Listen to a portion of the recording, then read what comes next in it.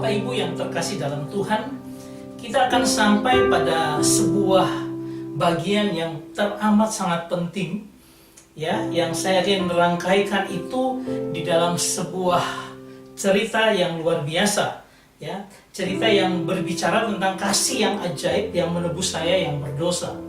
Sehingga serial Natal ini akan menjadi komplit dengan kita mengerti dasarnya apa sampai Yesus datang ke dunia. Dan kalau kita melihat dari apa yang sudah kita pelajari, ada 3 jalan: inkarnasi di Migdal Eder, akulah terang dunia.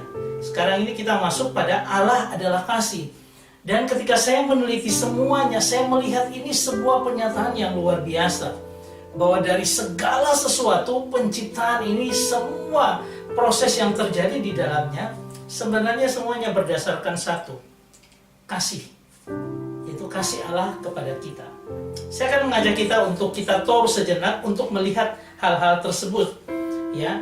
Nah, bagian pertama adalah ketika kita melihat dalam sidang ilahi atau lembaga keilahian Tuhan, ya. Di situ dikatakan dalam Kejadian pasal 1 ayat 26, berfirmanlah Allah, baiklah kita menjadikan manusia menurut gambar dan rupa kita, supaya mereka berkuasa atas ikan-ikan di laut dan burung-burung di udara, dan atas ternak dan atas seluruh bumi dan atas segala binatang melata yang merayap di bumi.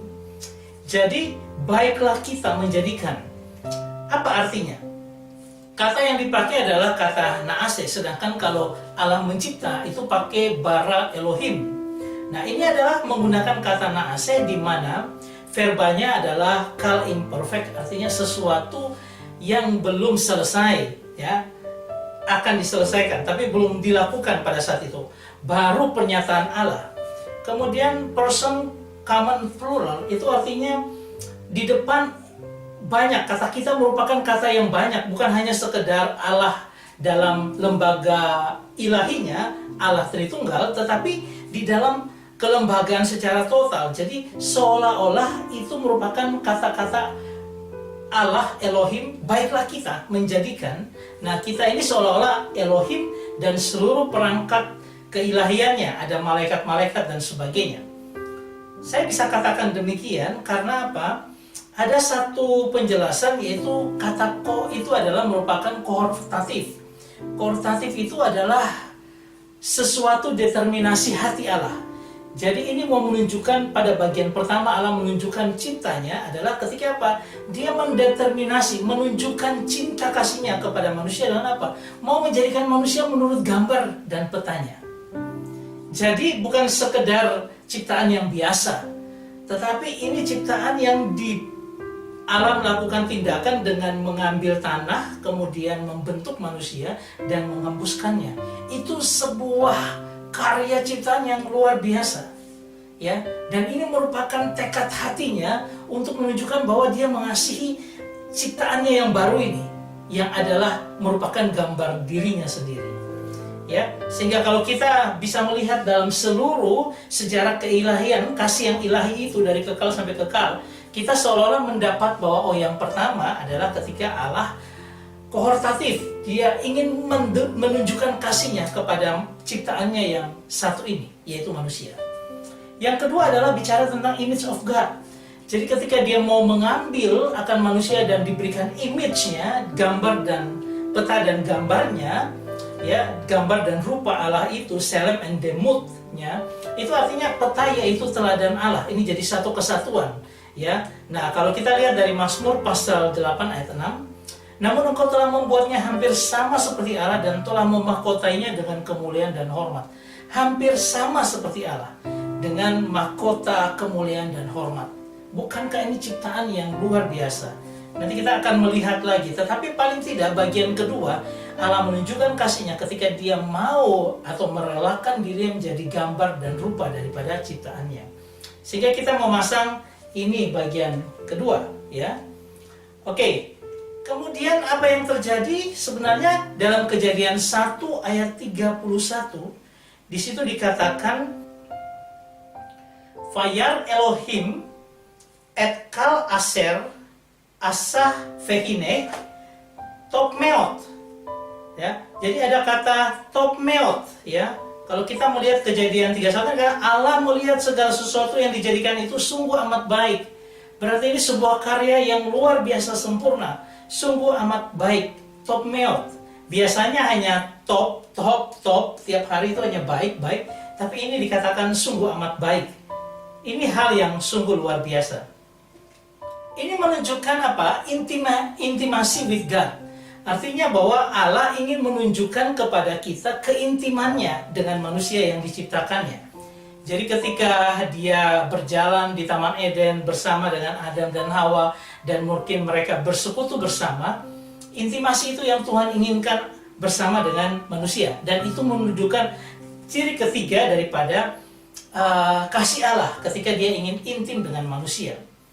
Kita maju lagi ketika ke bagian yang keempat, ketika manusia jatuh dalam dosa, dan yang dikerjakan Allah sungguh unik, yaitu dia mengorbankan akan domba untuk membuat pakaian dari kulit binatang. Nah, ini merupakan jalan cinta kasihnya. Jadi dia membuat pathway, sebuah jalan menunjukkan aku mengasihi engkau, dengan cara dia mengorbankan domba. Nah, sehingga kita bisa melihat bahwa ini bisa kita taruh di bagian yang keempat, kasih Allah yang luar biasa dia tunjukkan. Nah, kenapa bisa terjadi demikian adalah ketika manusia jatuh dalam dosa, kemudian Allah memanggil manusia. Dan di dalam Kejadian 3 ayat 9 dikatakan, tetapi Tuhan Allah memanggil manusia itu dan berfirman kepadanya, di manakah engkau? Nah, kalau kita melihat dari kata aslinya, kata dia memanggil, itu ada dikatakan Vayikrah Adonai. Kemudian Elohim El Ha'adam, Vayomer Lo Ayekah. Di manakah engkau? Kalau dikatakan Vayikrah, dia memanggil, dia berteriak dengan suara yang keras memanggil manusia. Ini menunjukkan hatinya yang ingin sekali bersama-sama dengan manusia. Nah, kata ini adalah imperfect. Bagaimana Allah menunjukkan kasihnya. Sehingga apa? Dia membuat pakaian dari kulit binatang untuk manusia. Bukan hanya itu dia membuatnya, tetapi dia juga mengenakannya kepada mereka. Dan inilah yang luar biasa ketika kita melihat kata yang dipakai untuk membuat itu adalah fayaas. Fayaas ini artinya dia membuat dengan tangannya sendiri. Dia membuat fashion, bentuk yang luar biasa indah sebenarnya untuk manusia, supaya manusia bisa layak, yaitu menggunakan pakaian dari kulit domba, bukan cawat yang dibuat sendiri. Nah, kata yang terakhir yang kita bisa lihat yaitu adalah Fayal Bisem. Fayal Bisem ini juga artinya to dress, artinya dia mengenakan itu sendiri kepada mereka. Sehingga tidak ada campur tangan Adam dan Hawa di situ, mereka hanya diam. Tetapi Allah yang bekerja membuat dan juga mengenakannya. Itu yang nanti akan membawa kita untuk mengerti di masa depan bahwa anugerah keselamatan itu adalah dibuat oleh Allah untuk manusia, sekaligus yang memberikan, mengenakan itu kepada manusia. Jadi semua adalah anugerah Allah dalam kehidupan kita. Itu merupakan kasih Allah yang sempurna dalam kehidupan kita. Oke, kita maju ke bagian yang kelima, yaitu saya katakan pemeliharaan cintanya.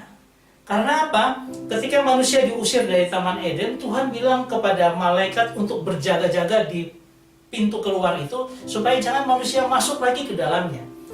Orang berpikir bahwa ini adalah merupakan hukuman Tuhan yang tidak baik bagi manusia, tetapi bukan. Itu menunjukkan pemeliharaan kasihnya. Karena apa? Dia ingin manusia untuk kemudian jangan pernah masuk ke Taman Eden lagi dan mengambil buah dari pohon kehidupan. Permasalahannya ini menjadi kesalahan yang kedua yang fatal. Karena dalam keberdosaannya dia, kemudian dia memakan buah pohon kehidupan, dia akan kekal. Sehingga kekekalannya itu kekekalan dalam dosa. Itu yang Tuhan tidak inginkan. Tuhan biarkan manusia untuk keluar, dan dia akan bergumul dengan dirinya, dan Tuhan akan menyediakan penyelesaian dari segala permasalahan dosa manusia nantinya. Tetapi dia sudah menunjukkan bagaimana kasihnya. Dia tunjukkan satu persatu, sehingga apa? Kita bisa mendapat gambaran akan apa yang dikerjakan di masa depan. Dan ini menunjukkan pemeliharaan kasihnya. Kita taruh lagi kemudian Nah, sekarang bagian yang keenam adalah ketika Allah terus memanggil umatnya. Dia memberikan orang-orang suci yang dikatakan orang-orang nabi-nabinya kepada kita. Tetapi manusia tetap tidak mau bertobat, tidak mau datang kepadanya. Ada Habel, ada Henok, ada Nuh, Abraham, Ishak, Yakub, kemudian ada Yusuf, Musa, Yosua, Rahab, Gideon, Barak, Yefta, Simson, Samuel, Daud. Ya, semua itu ada, tetapi tidak membuat manusia ini dapat lepas dari dosa. Ya, bahkan Tuhan memberikan kasih-Nya yang luar biasa ketika 10 perintah Allah diberikan. Anda tahu 10 perintah Allah itu menunjukkan tentang kasih. Kasih kepada Allah dan kasih kepada manusia yang disempurnakan oleh Tuhan Yesus dengan hukum kasih. Semua bicara tentang kasih. Karena apa? Allah yang menunjukkan pertama kali kasih dan Dia akan menginginkan untuk kasih-Nya itu nyata bagi ciptaannya. Nah, kita bisa melihat yang ke-6 adalah Allah yang terus memanggil umat-Nya. Dan yang ke-7 adalah ketika kita masuk di dalam kasih-Nya di Migdal Eder. Ketika Dia datang ke dunia dalam palungan yang hina, dalam bentuk seorang bayi yang luar biasa, mungil, dan juga Dia menunjukkan kasih-Nya dengan Yohanes 3 ayat 16 berkata, karena begitu besar kasih Allah akan dunia ini, sehingga Ia telah mengaruniakan anaknya yang tunggal, supaya setiap orang yang percaya kepadanya tidak binasa, melainkan beroleh hidup yang kekal. Dia memberikan, itu tandanya di Migdal Eder. Aku berikan anakku, aku kirimkan anakku untuk menebus, untuk menjadi penyelamat bagi manusia. Dia membawa terang itu masuk ke dalam dunia gelap. Seperti nubuatan Yesaya 9 ayat 1. Bangsa yang berjalan dalam kekelaman telah melihat terang yang besar. Itu bagian yang ke-7. Nah, kita bisa taruh lagi bagian ke-7 untuk di sini. Oke. Nah, itu menyatakan Kristus, pribadi yang kedua, Allah yang kelihatan, itu nyata dalam kehidupan kita. Sehingga 33 tahun Dia ada di dalam dunia dan 3 tahun Dia melayani untuk apa? Untuk mempersiapkan kita menerima penebusannya yang Dia kerjakan di Golgota. Nah, yang ke-8 adalah kita bicara tentang kasih-Nya yang berkorban. Roma pasal 8 ayat 32 berkata, yang tidak menyayangkan anaknya sendiri, tetapi yang menyerahkannya bagi kita semua, bagaimanakah mungkin Ia tidak mengaruniakan segala sesuatu kepada kita bersama-sama dengan Dia? Bagaimana mungkin keselamatan secara total itu tidak Dia berikan? Karena apa? Dia sampai tidak menyayangkan anaknya. Saudara, Dia menyerahkan, tidak menyayangkan anaknya kepada kita. Itu kasih yang berkorban. Kasih lagi, kasih lagi. Kasih yang terus-menerus ada dalam kehidupan kita. Sehingga kita bisa menaruh lagi ini pada bagian yang atas, yaitu bahwa yang ke-8 adalah kasih yang berkorban. Kemudian selanjutnya, dalam pemeliharaan Tuhan dalam segala zaman yang Dia kerjakan dalam kehidupan kita, Yesus menaungi kita dengan kasih-Nya. Ini yang begitu indah dan dikatakan di dalam Efesus oleh Paulus, Efesus 3 ayat 18. Aku berdoa supaya kamu bersama dengan segala orang kudus dapat memahami betapa lebarnya, panjangnya, dan tingginya, dan dalamnya kasih Kristus. Saudara tahu arti ini? Kalau kita mengerti benar arti ini luar biasa. Karena seberapa panjang sih kasih Tuhan itu? Kasih Tuhan itu panjangnya adalah dari kekal sampai dengan kekal. Tidak terbatas panjangnya. Ya, dari kekal sampai dengan kekal panjangnya. Tidak terbatas. Kalau kita gambarkan seperti ini, kemudian kita kalau bicara betapa lebarnya. Lebarnya adalah dari dunia orang mati, orang hidup, segala masa, segala tempat, segala masalah yang terjadi dalam kehidupan kita, itu lebarnya kasih Allah yang dapat mengatasi semuanya. Ya. Kemudian bagaimana dengan tinggi dan dalamnya? Kita lihat tinggi. Seberapa tinggi kasih Tuhan itu bagi kita? Kasih Tuhan itu begitu sangat tinggi dan tidak ada lagi batasnya di atasnya lagi. Karena apa? Kasih Tuhan itu duduk bersama-sama dengan Bapa di dalam tahta Bapa di sorga. Karena Yesus duduk di sebelah kanan, itulah tempat yang tertinggi yang bisa dicapai oleh kasih Tuhan. Itulah kasih yang tidak terukur karena tingginya yang luar biasa. Lalu bagaimana dengan dalamnya? Ya, kasih itu. Kasih itu begitu dalamnya, luar biasa. Sampai kasih yang begitu dalamnya itu menjangkau neraka sekalipun, dia masuk untuk menjangkau orang-orang. Dia menjaga anak-anaknya supaya tidak masuk sampai ke neraka. Dia menjaga dengan kasihnya supaya orang tidak ke neraka. Saudara yang terkasih, luar biasa betapa panjangnya, lebarnya, dalamnya, tingginya, dan dalamnya kasih Tuhan dalam kehidupan kita. Nah, ini bagian yang ke-9. Dan kita bisa melihat bagian ke-9. Nah, bagian terakhir adalah bagian ke-10 ketika kita bicara tentang mempelai, di mana cinta yang bersatu, Allah yang begitu rindu akan mempelainya, ciptaan yang adalah image-nya yang begitu dikasihinya, yang akhirnya menjadi mempelai pria dan kita mempelai wanitanya, dipersatukan dalam perkawinan anak domba di sorga kelak. Saudara yang terkasih, kalau kita melihat secara keseluruhan seperti ini, bagaimana kita tidak bilang bahwa segala sesuatu adalah karena kasih? Saya bisa katakan bahwa di dalam segala hal yang paling utama yang Allah kehendaki juga dalam kehidupan kita, karena itu merupakan subjek dari segala sesuatu, adalah kasih. Karena apa? Allah, Bapa, Roh Kudus dan Anak itu bersama-sama di dalam kekekalan. Kemudian Yohanes 4 ayat 8 berkata, Allah adalah kasih. Kasihnya itu keluar, melintasi seluruh semesta, melintasi seluruh kekekalan itu. Kemudian dia menyatakannya dalam penciptaan kehidupan manusia. Jadi yang kita menjadi inti dari segala sesuatu adalah kasih Allah yang luar biasa. Dari semua yang kita bisa lihat dari 1 sampai dengan 10, di balik semua ini, sebelum 1 itu pun Allah menunjukkan kasihnya kepada kita. Ketika dia bersama-sama di dalam satu perikoresis daripada hubungan antara Bapa, Anak, dan Roh, mereka bersama-sama punya mengeluarkan kasih itu, dan kasih itu nyata dalam penciptaan dan terus bergulir sampai dengan kembali lagi kita di pangkuan Bapa, bersama-sama di dalam kasih dan anugerahnya, dalam cinta yang bersatu dengan Tuhan di sorga kelak. Saudara, kalau saya melihat semuanya ini, saya akan berkata bahwa segala sesuatu itu ada karena kasih Tuhan. Kita boleh melihat dalam beberapa hal. Ketika Paulus berkata, tinggal 3 hal ini dalam pertama Korintus. Iman, pengharapan, dan kasih. Dan yang terbesar dari semua adalah kasih. Mau menunjukkan apa? Oke, Anda boleh bergumul dengan imanmu, ya, bergumul dengan pengharapanmu, oke. Tetapi di balik semuanya itu ada kasih yang terbesar dari semuanya. Karena semua bermula dari kasih, bahkan kembali kepada kasih ilahi yang luar biasa. Saya bangga punya Allah yang penuh dengan kasih, Allah Tritunggal.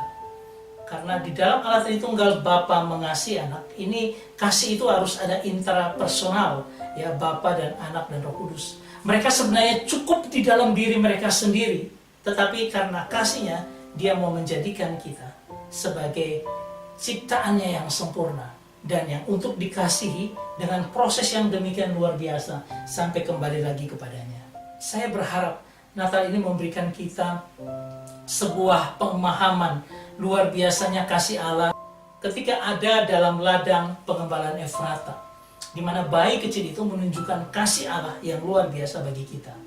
Saudara, di dalam kisah daripada bayi itu sebenarnya ada Injil salib, di mana kita akan melihat pada bagian yang keempat hubungan antara Natal begitu eratnya dengan Golgota, ya, sehingga kita bisa melihat bahwa kasih Allah itu betul-betul sangat luar biasa dia nyatakan dalam kehidupan kita. Kita akan melihat pada bagian yang keempat.